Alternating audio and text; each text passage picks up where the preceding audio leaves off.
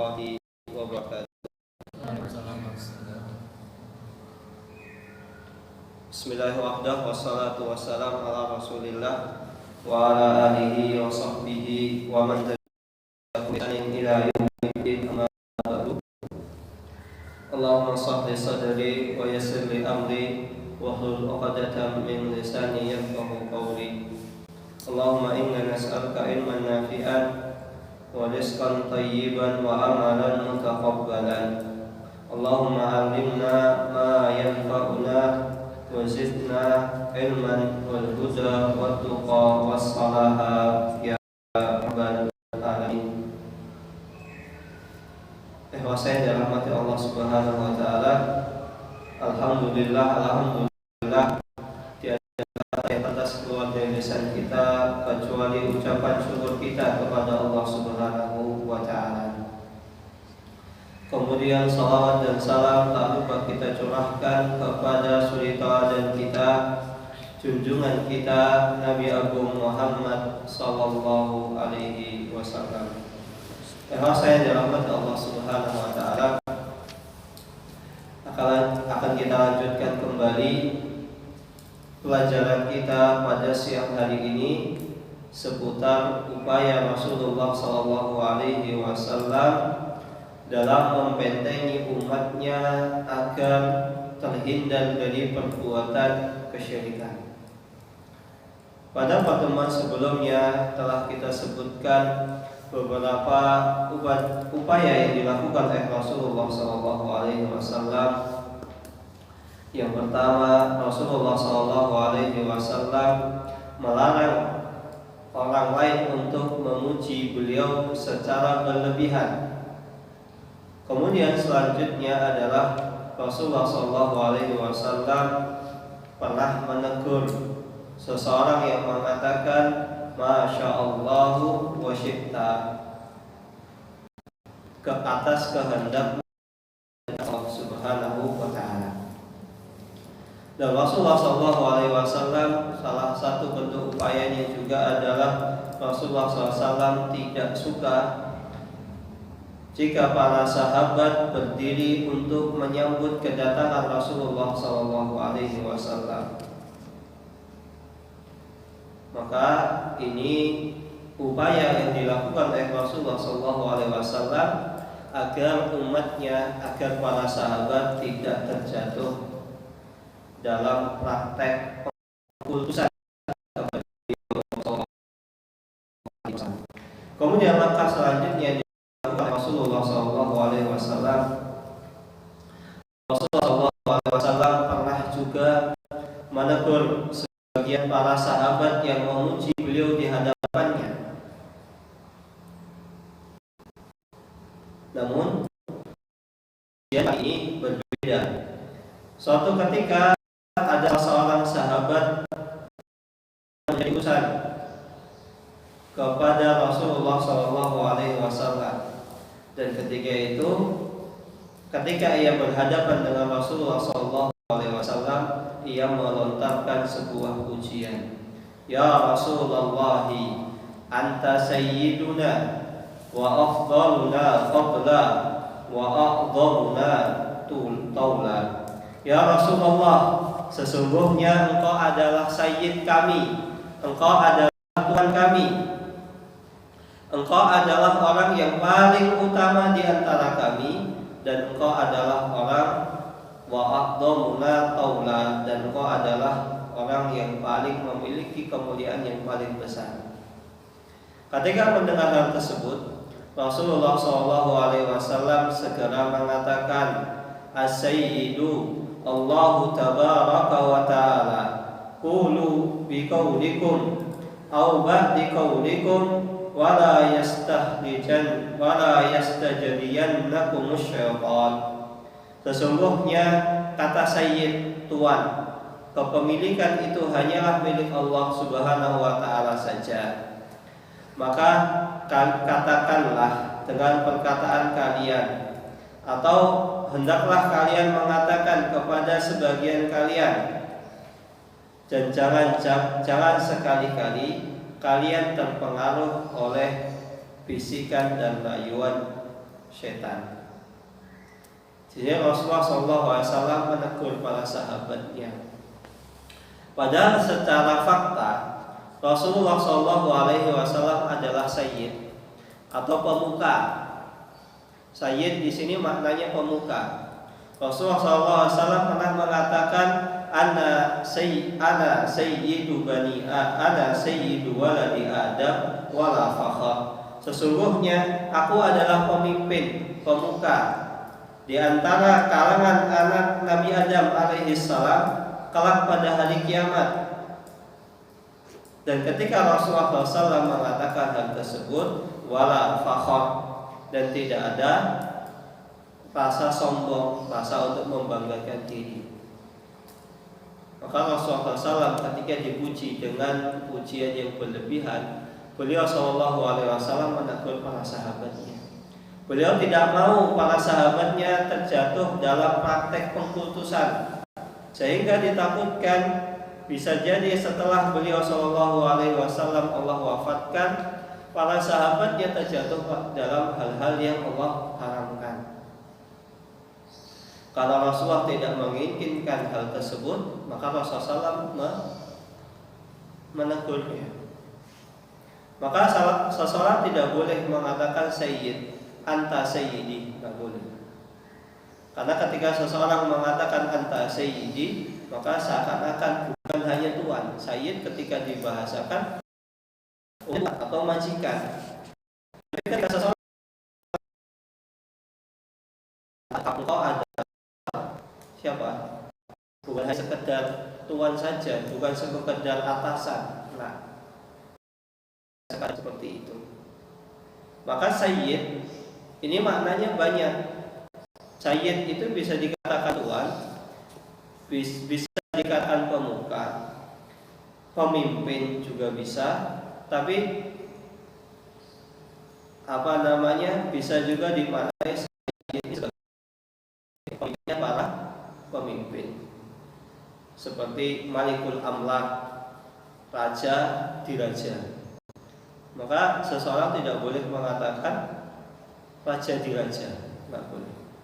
Sang maharaja, nggak boleh. Misalnya datang maharaja ini, nggak boleh. Misalnya datang maharaja dangdut, alhamdulillah, udah salah dangdut lagi. Nggak boleh seperti itu. Karena namanya maharaja itu adalah rajanya diraja, raja yang paling agung. Nggak boleh. Maka ini bentuk Rasulullah SAW menanggulangi atau mencegah terjadinya pengkultusan berlebih-lebihan. Begitu juga sebagian para ulama melarang ketika seseorang itu memberi nama anaknya itu dengan nama yang berlebihan. Contohnya Khairul Anas, sebaik-baik manusia, nggak boleh. Khairul Anam, nggak boleh juga. Sebaik-baik manusia siapa? Rasulullah SAW. Maka ini bunuh. Khairul Nisa, nggak boleh. Dibenci, minimal dibenci. Tapi Ustaz, saya menamakan anak saya Khairul Nisa. Itu tujuannya adalah biar dia menjadi sebaik-baik wanita. Nggak bakal. Doa yang berlebihan itu nggak boleh juga. Kan ada adabnya ketika seseorang berdoa. Betul kan? Nggak boleh seseorang minta sesuatu hal yang mustahil. Nah, salah satu yang mustahil sebaik-baik wanita, nggak mungkin. Mustahil. Boleh. Berharap dalam artian kita berharap anak tersebut jadi anak yang solihah, boleh. Tapi berharap menjadi sebaik-baik wanita, sebaik manusia, nggak mungkin. Maka itu minimal tercela. Dan sebagian ulama mengatakan haram. Maka nggak boleh seseorang itu memberi nama yang berlebihan. Terlebih lagi Khairul Nisa itu banyak di kalangan umat Islam. Bahkan yang sudah ngaji nama anaknya adalah Khairul Nisa. Maka nggak boleh, seperti itu nggak boleh. atau dengan nama-nama yang intinya adalah berlebih-lebihan. Ada contoh yang lain di daerah antum? Apa nama yang berlebihan? Khairul Razi. Khairul Razi itu Khairul Razikin, sebaik-baik pemberi rezeki. Ya, ganti namanya. Khairul Mustaqim. Enggak mungkin. Namanya cukup mustaqim, gak usah Khairul Mustaqim. Khairul Azam boleh.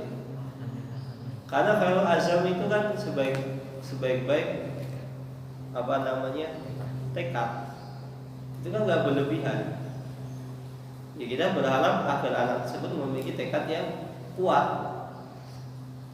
Tapi Khairul Nas, Khairul Nisa itu berlebihan, enggak mungkin, itu mustahil. Sudah enggak ada lagi yang lebih baik. Generasi sahabat saja sudah tidak mungkin, apalagi mengalahkan sekelas Nabi, belum Rasulnya. Maka nggak boleh. Maka kita lanjutkan kembali ya sekalian. Maka ketika seseorang memuji berlebih-lebihan, itu dilarang oleh Rasulullah SAW. Maka ketika itu Nabi Muhammad SAW segera menegur beliau, menegur sang sahabat tadi. Walaupun kalau seandainya dikatakan Rasulullah SAW sebagai sayyid, itu memang benar. Tapi Rasulullah SAW tidak mau sampai para sahabatnya itu akhirnya berlebih-lebihan memuji beliau. Nah, pertanyaannya sekarang masalah sayyid, bolehkah seseorang misalnya berdoa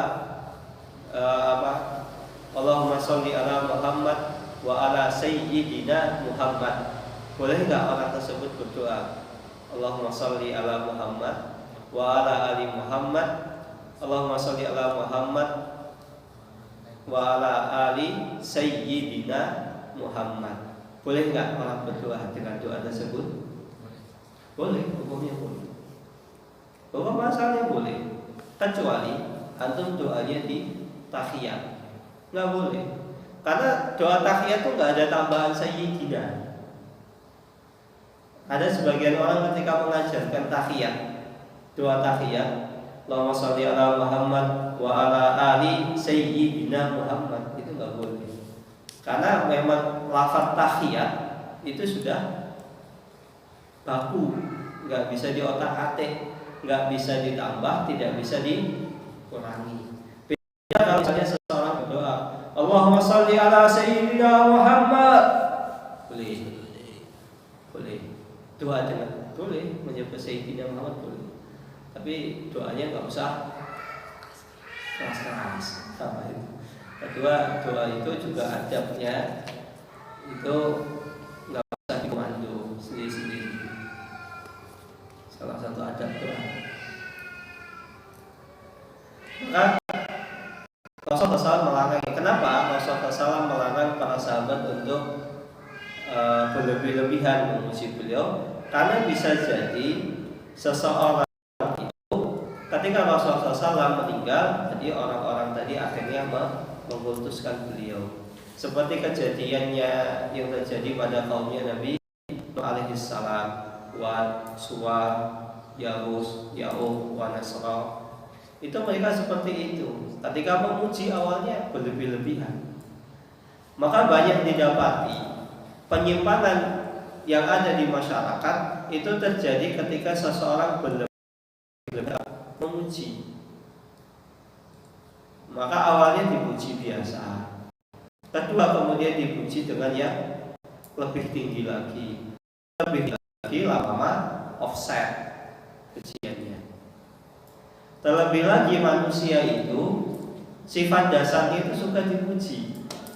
Ada di sini yang nggak suka dipuji? Coba katakan nggak suka dipuji. Coba. Nggak ada orang manusia itu normal. Dipuji itu senang. Misalnya ada yang mengatakan Masya Allah, Rafif ganteng.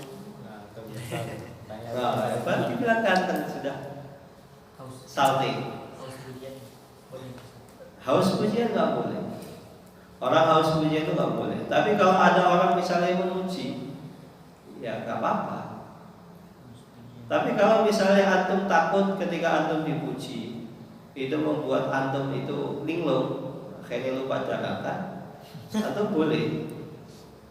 Misalnya ada tanah antum ambil, antum lempar ke mukanya, sebagaimana yang pernah dilakukan oleh Muawiyah. Tapi ya ketika ada orang puji antum, kemudian antum langsung ambil tanah, antum lempar ke mukanya, ya jangan asal. Karena apa? Bisa jadi orang tersebut belum tahu. Misalnya ada orang awam puji antum, Masya Allah, Mas Hafid ganteng, Hafid 30 juz. Amin ya Allah. Amin. Kaya. Amin. Istrinya 4.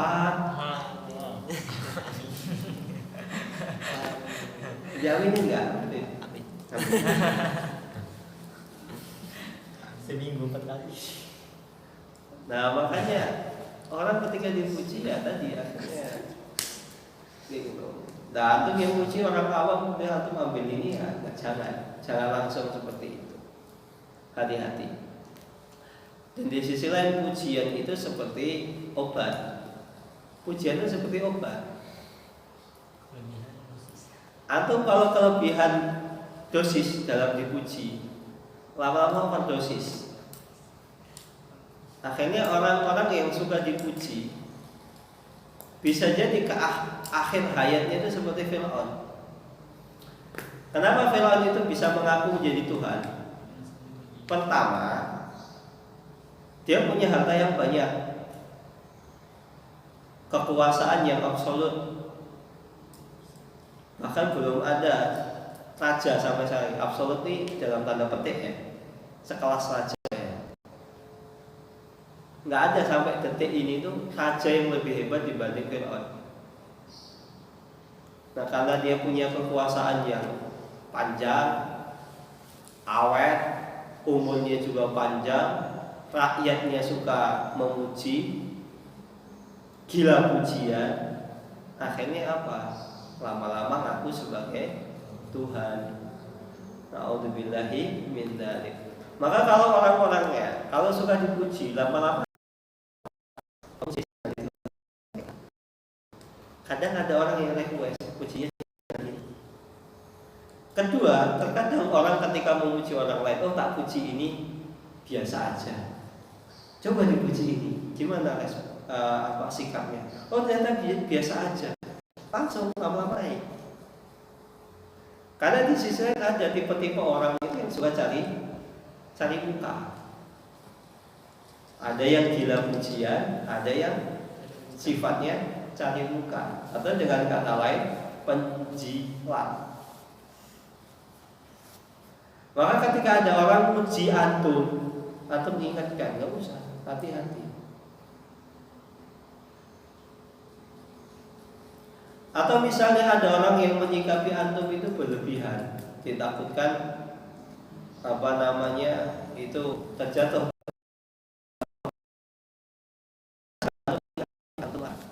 Yang sering terjadi, kenapa kok banyak ustaz itu ketika misalnya salaman nggak mau dicium tangannya, pertanyaannya boleh nggak sih cium tangan ustaz gitu? Misalnya ada kiai, orang yang memang benar-benar secara ilmu agama itu diakui, boleh nggak? Hukum masa boleh? Ya karena apa? Ya beliau memang layak. Tapi jadi masalah mencium tangannya itu terjatuh dalam keputusan.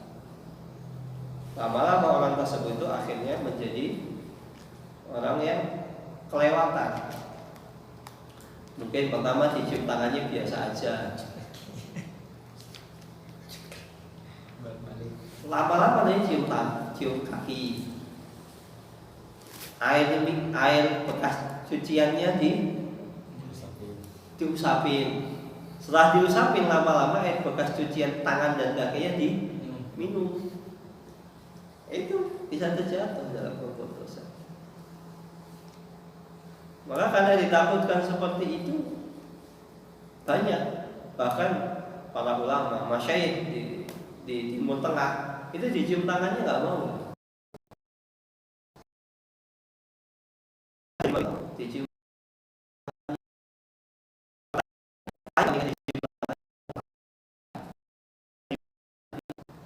tapi kita nggak mau karena takutnya tadi pengkultusan. Dan Rasulullah SAW salah satu bentuk upaya selanjutnya yang poin ke berapa? Poin kelima. Rasulullah SAW beliau salah satu upaya beliau mencegah kesyirikan terjadi adalah Rasulullah SAW pernah mengisyaratkan agar beliau SAW tidak dikubur di pemakaman umum atau kuburan umum. Kenapa hal tersebut dilakukan oleh Rasulullah SAW? Karena Rasulullah SAW takut ketika misalnya beliau di tempat umum, akhirnya orang-orang itu mendatangi kuburan beliau, minta wangsit, minta rezekinya dilancarkan, minta jodoh. Coba bayangkan Rasulullah itu kuburannya di tempat umum. Misalnya di kuburan yang tahu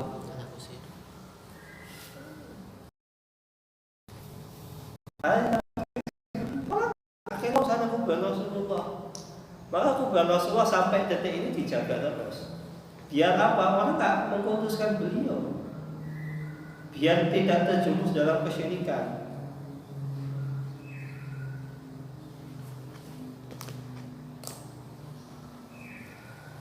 Dan Rasulullah SAW sudah pernah bersabda, la'anallahu al-yahud ittakhadhu qubur anbiya'ihim masajida. Laknat orang-orang Yahudi menjadikan kuburan para nabi mereka seperti masjid. Banyak kita dapati para, jangankan nabi ya, sekelas nabi, tokoh nasional atau orang, sebagian orang menganggap ini adalah akhirnya masjid bangun.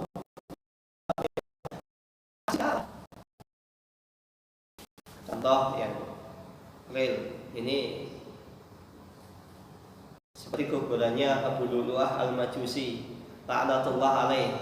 Orang Syiah menganggap Abu Lu'lu'ah itu pahlawan. Akhirnya kuburan Abu Lu'lu'ah Al-Majusi itu kuburannya seperti istana. Seperti istana. Mewah orang Syiah.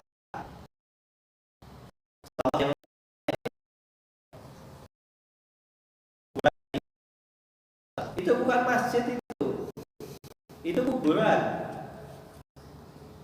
Kenapa dibangun sedemikian rupa? Karena itu sang raja saking cintanya kepada istrinya, kuburan masjid, kuburan. Antum kira masjidnya itu aslinya kuburan? Kuburan istri raja. Tapi orang banyak mengira itu masjid kan. Terus bagian di tempat-tempat yang lain, masjid-masjid depannya ada kuburan, hati-hati. Sholat depannya ada kuburan, sholatnya bisa. Karena seseorang ketika sholat dilarang untuk menghadap kuburan. Di sana ada kuburan, tapi bahkan loh katanya nggak boleh ngadep kuburan, yang nggak boleh ngadep kuburan itu nggak boleh tempatnya pas atau nggak ada pembatas. Kalau ada pembatas, nggak boleh. Dan ini kemungkinan besar ya, kita ini nggak bisa terlepas orang sholat depannya kuburan secara pasti. Tapi hukumnya yang dilarang itu ketika kuburannya pasti depannya pas, nggak ada atas. Bagaimana kok begitu? Ya, bukankah dulu terjadi peperangan? Ya kan? Namanya peperangan itu korban pernah dikubur. Nah, kadang kan orang kubur kan sembarangan. Bisa jadi depan masjid ini itu ada kuburan orang. Cuma nggak tahu kan kita. Masuk kita mau gali sampai bawah, ya nggak mungkin. Makanya dilarang itu yang dohir, yang jelas, atau dalam bahasa Jawa tertawelo-welo, itu nggak boleh.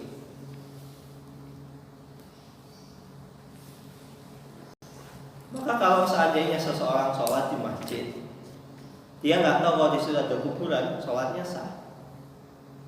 Misalnya seseorang bangun masjid, nggak ada kendala, nggak ada kuburan. Awalnya nggak ada kuburan, tiba-tiba suatu ketika misalnya seseorang ketika masjidnya perluasan, akhirnya kan mau perluasan,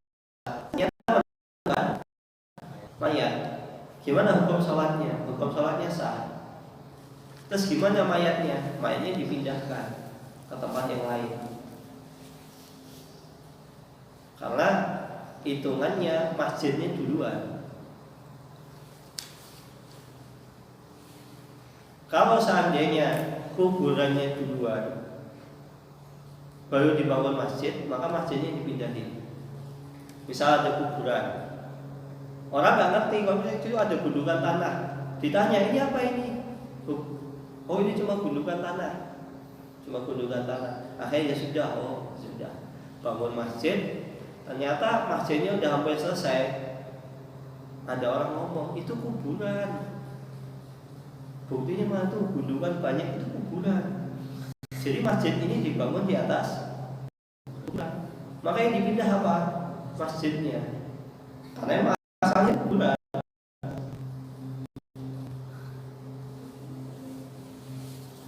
Tapi kalau nggak tahu, ya sudah, nggak apa-apa, insya Allah. Kemudian, maka ketika itu Aisyah radhiyallahu taala anha mengatakan, laula dzalika la ubdisa qabrahu khasyiya ay yuttakhadha masjidan. Kalau bukan karena wasiat Rasulullah sallallahu alaihi wasallam, Rasulullah SAW sebelum meninggal salah satu wasiatnya adalah dimakan di mana beliau. Ketika itu Rasulullah SAW mewafatkan di atas pangkuan Aisyah radhiyallahu taala anha di kamar beliau radhiyallahu anha di kubur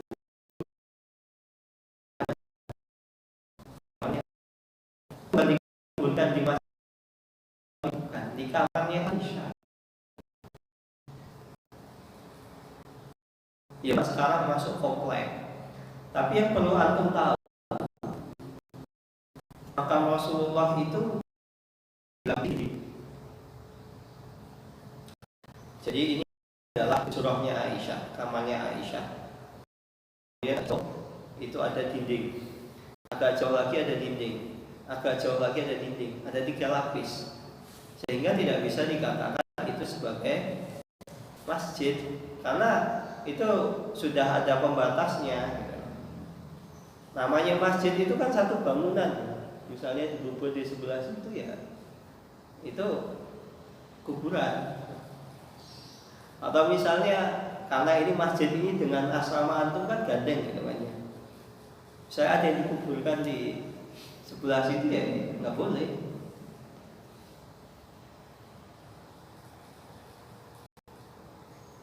Kayak itu dilapisi 3.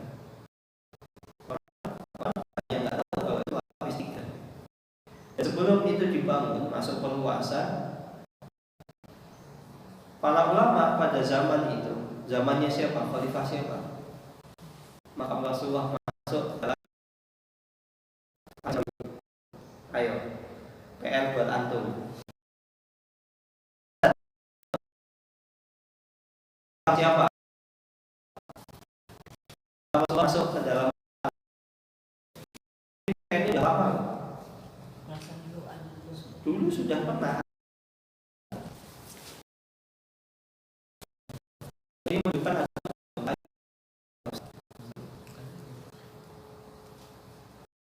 atau mencari, coba cari semuanya.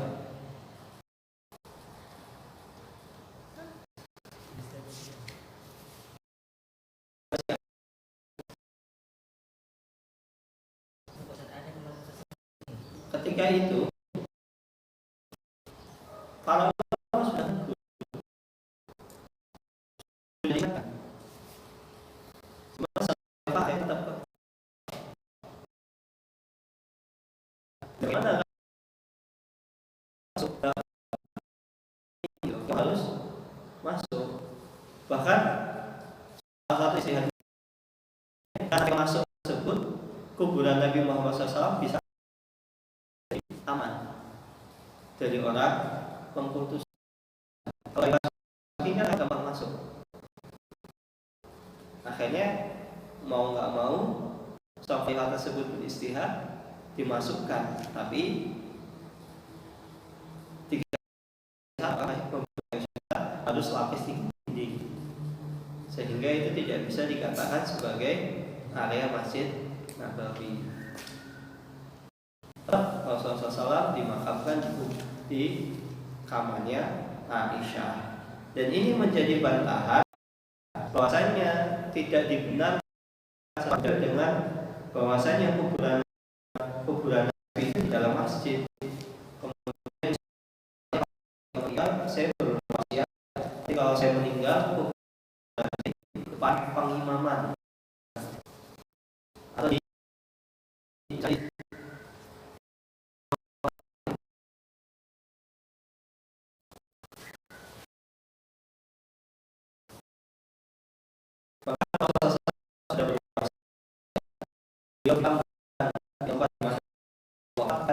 akhirnya dimakamkan di situ.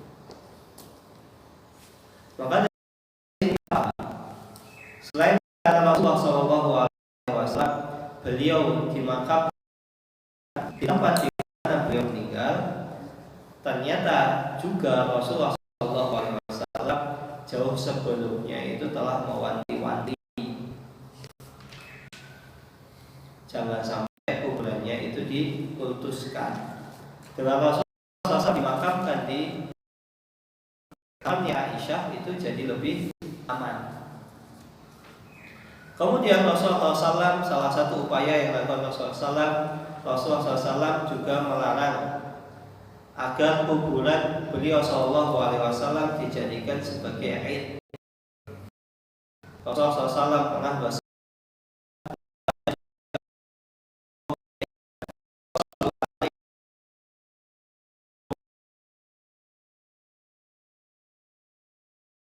saya jadikan kalian bersalawat kepadaku akan sampai kepadaku dimanapun kalian berada. Bahkan Rasulullah SAW, man shalla alayya salatan wahidan sallallahu alaihi asyara. Barang siapa yang bersalat kepada Nabi Muhammad SAW sekali, maka Allah Subhanahu wa taala salat kepada hamba sebanyak 10 kali. Tapi di hari Jumat salah satu Allah Muhammad Ali Muhammad ta'ala Ibrahim innaka hamidun majid sampai akhir. Dan banyak-banyak soal di hari Jumat. Dan apa maksud dengan Id? Id adalah sesuatu yang berulang setiap tahunnya, sehingga seseorang ketika membuat acara khusus waktu tertentu, maka itu dijadikan sebagai bukankah sholat ini tanggalnya pasti 1 Syawal. Sholat itu pasti 1 Syawal. Sejak zaman dulu sampai sekarang sholat itu namanya dilaksanakan tanggal 1 Syawal. Maka setiap tanggal 1 Syawal orang pasti sholat Idul Fitri. Begitu orang sholat Idul Adha. Setiap hari Jumat orang sholat Jumat, padahal biasanya sholat duhur. Makanya hari raya umat Islam itu ada 3. Hari raya Idul Fitri, hari raya Idul Fitri, hari raya Idul Adha, dan ketiga hari raya hari Jumat. Maka seseorang nggak boleh, misalnya hari ibu, ketika dirayakan itu hari raya, ulang tahun hari raya, karena setiap tanggal itu pasti dirayakan. Maka Rasulullah SAW mewasiatkan kepada para umatnya agar kuburannya tidak dijadikan sebagai hari Aid, hari raya, dan beliau mengatakan bahwasannya barang siapa yang bersolawat kepada Rasulullah SAW, maka beliau tetap kepada beliau dimanapun ia berada, maka salawat tersebut akan sampai. Walau antum mau sholat di pojokan, di tengah, di pinggir, depan, belakang, sholat kepada Nabi pasti sampai. Maka oleh karena itu, jika kita melihat praktek para sahabat, maka mereka tidak setiap hari pergi ke kuburan Nabi. Karena kalau misalnya setiap hari, setiap tanggal sekian ke kuburan Nabi, itu bisa dijadikan hari Id. Maka para sahabat itu ke kuburan Nabi jarang. Padahal apa? Kuburan Nabi itu ada samping mereka, tetanggaan dengan Nabi.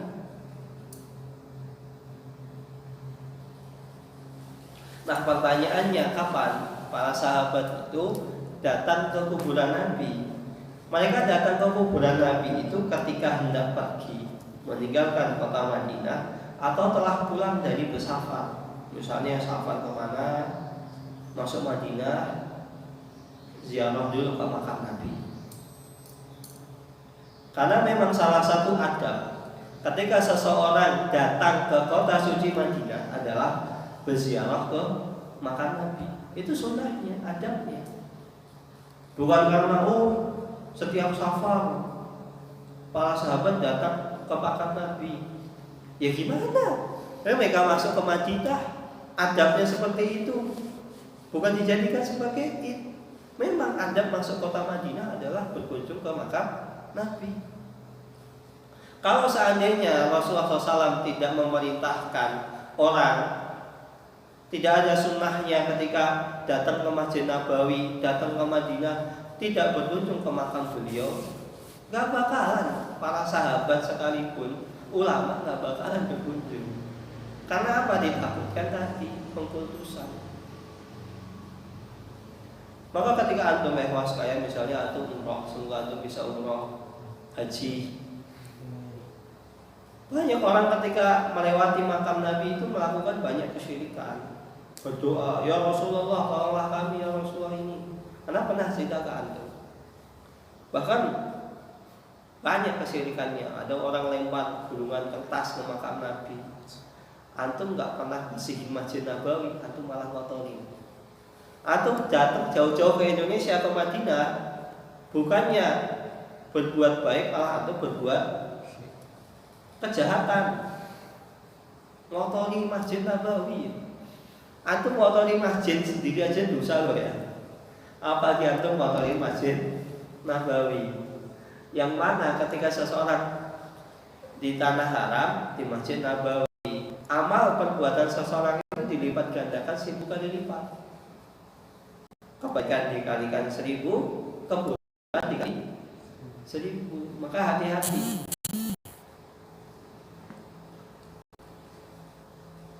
Kemudian selanjutnya Rasulullah SAW berdoa agar kuburannya tidak dijadikan sebagai berhala yang disembah. Rasulullah SAW bersabda, Allahumma la taj'al qabri wathanan yu'bad.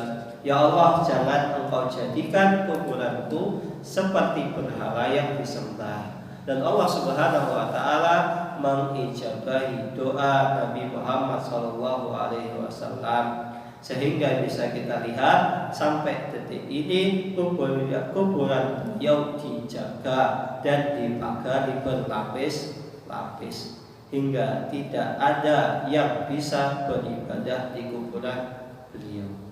Kalau orang lewat itu cuma lihat lewat depannya, kuburannya di dalam, masih jauh kuburannya. Ada yang pernah lihat kuburan Nabi?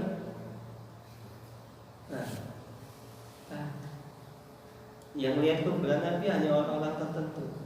Antum buka itu, antum ketika buka Google, buka pintu, ini masih ada pintu, masih ada pintu, masih ada itu.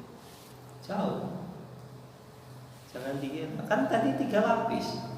Belum, itu pintu itu belum termasuk lapisnya. Kalau ada orang mengatakan, saya pernah masuk kuburan Nabi, saya foto kuburan Nabi, hampir dipastikan itu dusta. Hampir dipastikan dusta. Tapi kalau orang misalnya ngomong saya pernah masuk ke dalam Ka'bah, ya benar. Bisa orang masuk dalam Ka'bah, bisa. Terus ketika seseorang masuk Ka'bah, sholatnya ngadep mana? Ayo, antum masuk Ka'bah, sholatnya ngadep mana?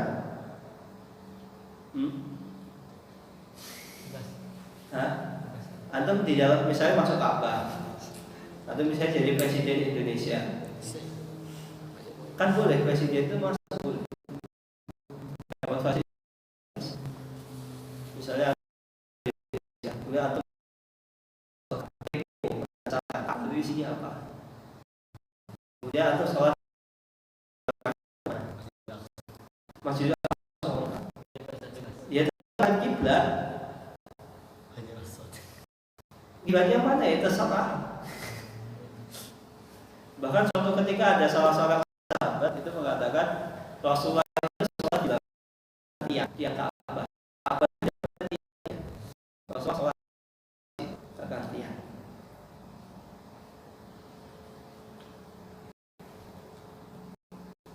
Maka Rasulullah SAW salah satu bentuk caranya adalah beliau melarang kuburannya dijadikan seperti berhala.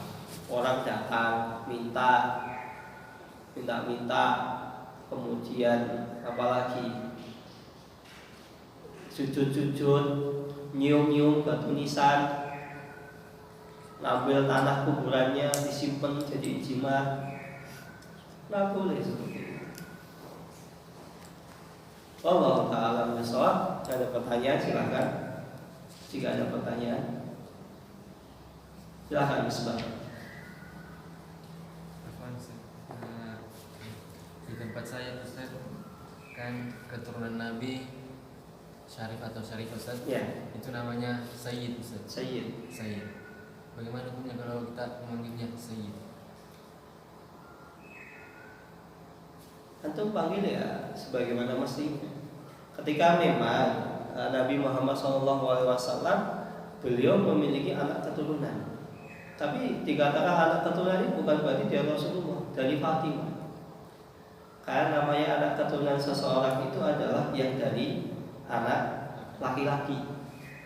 Sedangkan Rasulullah tidak memiliki anak laki-laki yang sampai dewasa. Nah, antum ketika itu benar adalah ahlu bait Nabi, maka antum harus menghormati beliau. Ada adabnya kepada ahlu bait, harus dihormati, nggak boleh sembarangan.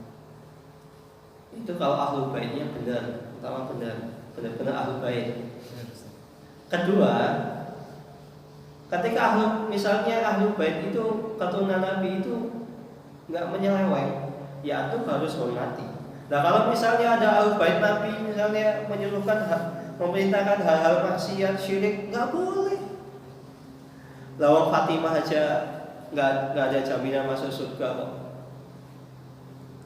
Bukankah antum pernah dengar ketika awal Rasulullah SAW dakwah, beliau naik ke bukit mana? Sofa. Beliau memanggil, ya Fatimah, sesungguhnya aku tidak bisa menjamin kamu selamat dari api neraka. Itu Fatimah loh, Fatimah. Kurang apa sayyidnya, kurang apa syarif dan syarifahnya. Tapi Rasulullah SAW tidak menjamin. Jaminannya apa? Masuk Islam. Ustaz itu sudah masuk Islam, oke. Nah ketika sudah masuk Islam, jaminannya adalah ketika amal perbuatannya itu mencontohi apa yang Rasulullah SAW contohkan, mencontohi apa yang dilakukan oleh siapa?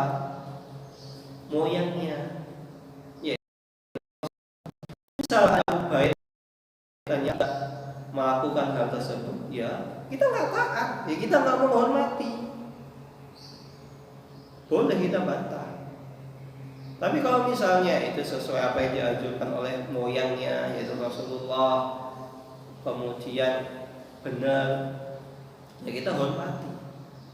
Bahkan dulu di kampus kami Universitas Islam Madinah ada salah seorang, beliau benar Ahlul Bait Nabi, namanya Syekh Dr. Husain, Syekh Husain Al-Baiti. Al-Baiti itu jelas, itu syarif. Beliau suatu ketika datang ke kampus itu jalan kaki.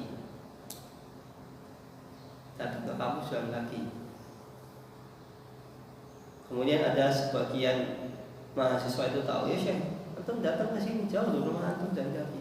Enggak, saya pengen olahraga aja. Ayo tak antar pakai mobil. Antum pengen pakai mobil apa? Saya siap. Saya pakai mobil saya paling bagus. Saya pengen jalan kaki.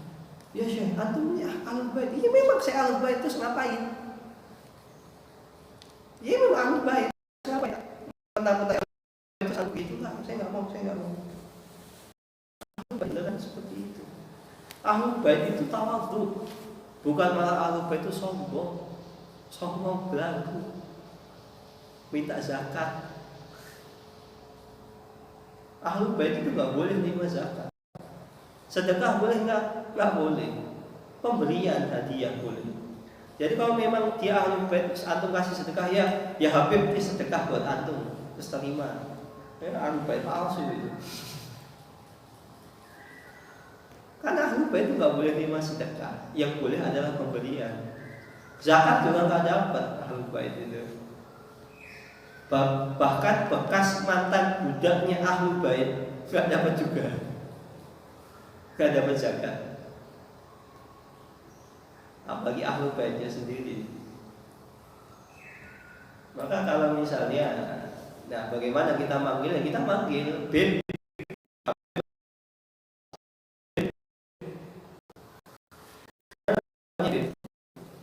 Bahkan ada beberapa teman beliau ada silsilahnya nyambung ke Nabi, entah silsilah ke berapa.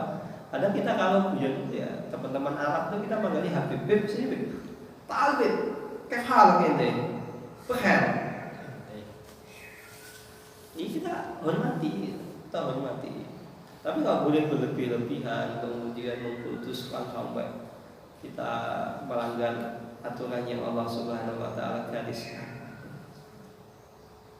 Itu kalau benar atau benar. Habib, Syarif, biasanya Syarif, Sayyid, sebagian Sayyid. Paling enak ya Habib, karena Habib itu kan umum, atau Gus. Tapi terkadang enggak, kalau Gus itu identik dengan orang Indonesia, siapa? Ya panggil Habib, Bib pun. Dan antum harus menghormati ketika dia Ahlul Bait. Tapi kalau ternyata dia Ahlul Bait menyeleweng apa yang didakwahkan oleh moyangnya, ya kita nggak boleh. Ya kita boleh dong berselisih, berbeda pendapat. Bukan terus Ahlul Bait itu pasti benar, nggak boleh salah, enggak. Kemudian buat hadis-hadis ngawur gitu loh. Misalnya kalau antum menikahi Ahlul Bait, padahal antum bukan golongan syarif atau syarifah, nanti antum dimurkai Rasulullah SAW. Sejak kapan Rasulullah itu anak keturunannya nggak boleh dinikahi selain syarif dan syarifah? Sejak kapan? Umar bin Khattab, bukan Umar bin Khattab, Utsman bin Affan, Memang syarif? Kan. Anak keturunannya Ali bin Abi Thalib nikah sama siapa? Umar bin Khattab. Umar bin Khattab syarif? Ahlul Bait? Enggak. Maka ini menunjukkan hal tersebut itu syarif dan syarifah itu boleh dinikahi oleh ahwal selama agamanya baik. Yang menjadi ketetapan itu agamanya, bukan dia keturunan ini keturunan itu. Nah kalau ternyata keturunan tersebut nggak ada yang soleh, gimana? Mungkin nggak? Ya sangat mungkin. Karena keturunan Nabi itu tidak menutup kemungkinan ada yang masuk neraka atau yang maksiat, bisa jadi kan? Ini bukan memastikan, kan bisa jadi ada kemungkinan. Karena apa? Kita semua sama, nggak ada jaminannya gitu. Nggak ada jaminan masuk surga kan nggak ada. Maka kita nggak boleh berlebih-lebihan kepada orang tersebut. Wallahu taala alam bisawab. Ini yang bisa saya sampaikan. Kurang lebihnya mohon maaf. Silakan persiapan untuk sholat Jumat. Kita tutup dengan doa kafaratul majlis. Subhanakallahumma wa bihamdika asyhadu an la ilaha illa anta astaghfiruka wa atubu ilaik. Wassalamualaikum warahmatullahi wabarakatuh.